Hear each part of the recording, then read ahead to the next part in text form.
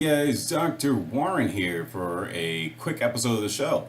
Well, something that has just occurred to me is that hunting season is coming up. And well, with hunting season, we're all looking for our prized game, but at the same time, the reason why a lot of us hunt is so that we can have clean food. Well, something I just came across is a toxin called fumonisin. I'm going to tell you a couple of things about it, and then from there, we're going to start doing more research. But one of the things that made me do this video and made me start looking into this a bit more was not only that I came across a bag of feed at, where was that? Where was I? Academy. They had these bags sitting outside and it says, for wild game only, do not feed to domestic animals. Well, if it's bad for your domestic animals or agricultural animals, animals on a farm that you intend to eat, how is it not bad for the animals walking around free in the woods? Strange. Well, I looked into this a little bit more, and let me pull up a little info. I'm just going to read just some quick stuff that I found here that's pretty cool. I'm clicking around and I'm going to bring you a little opinion by some of the people who research this stuff. Alrighty, so what I've done is looking around. There's not a lot of talk about this on the internet. So I did find something in Texas, and this article is titled Texas, Deer and Game Bird Hunters Concerned Over Fumonisin, Tainted Corn. That was posted October 27, 2017 by Steve Burns, Texas AgriLife Extension.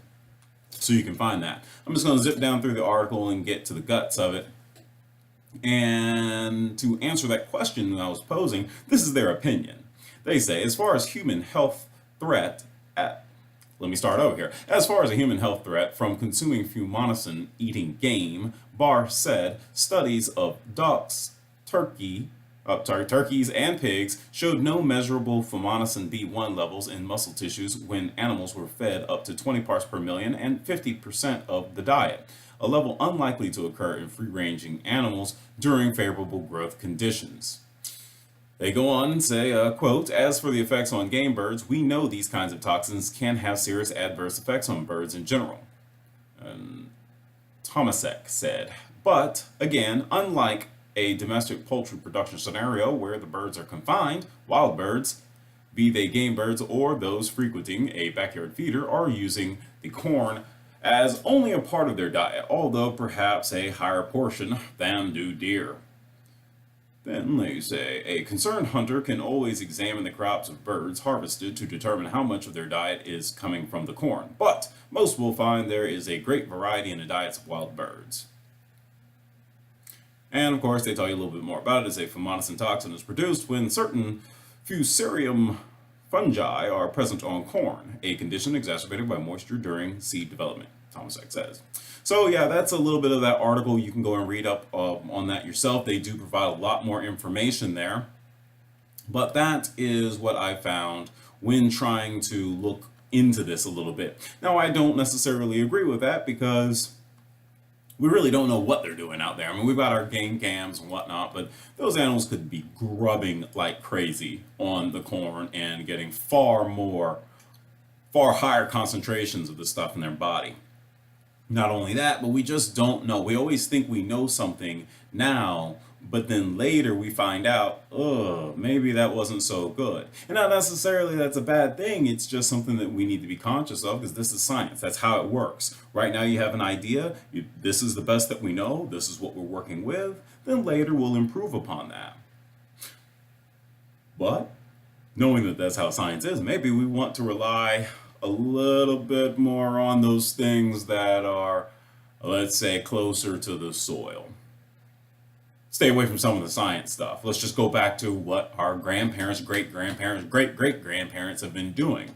And leave the science stuff for, I don't know, your car, chemistry, things of that nature. I want to keep the science out of my food. Now, another thing that I was reading, now we're talking about science, I did read a little excerpt here on Wikipedia where they're saying that, we're talking about all these problems that can come with the fumonisin. Well, right here, I'm going to read this little piece from Wikipedia for you where they are talking about genetic engineering could help to clean this up. Now, let me find the little spot. I did highlight it.